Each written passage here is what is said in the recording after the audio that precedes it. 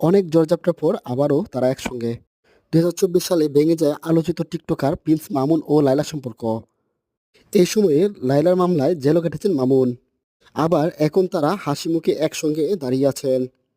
এ সময় প্রশ্ন করা হয়েছিল, কেন প্রিন্স মামুনই ব্লুফেরিন লায়লার কাছে এত বেশি স্পেশাল মানুষ হয়ে উঠেছে। সম্প্রতি বিচ্ছেদের ১ বছর পরও আবারও একসঙ্গে দেখা গিয়েছে এই জুটিকে। আবার এই উপলক্ষে লাইভে এসে এই সাক্ষাৎকারও দিয়েছেন এই জুটি। সেখানেই লায়লাকে প্রশ্ন করা হয়। উত্তরে তিনি বলেন, ওর জীবনে যখনই ভালো কিছু হয়েছে বা এসেছে, ও সবার আগে আমাকে জানিয়েছে। এমনকি ও যখন সবার প্রথম গাড়িটা কিনে সবার আগে আমার কাছে নিয়ে এসেছিল। এ সময়ে মামুন জানায় তার মাও গাড়িতে উঠেছিল। মা ছাড়া যে একটা মেয়ে গাড়িতে ওঠার অধিকার রাখে সে হলো লায়লা। হাসিমুখে এ সময় প্রশংসা করেন একে অপরের এই জুটি। বন্ধুরা,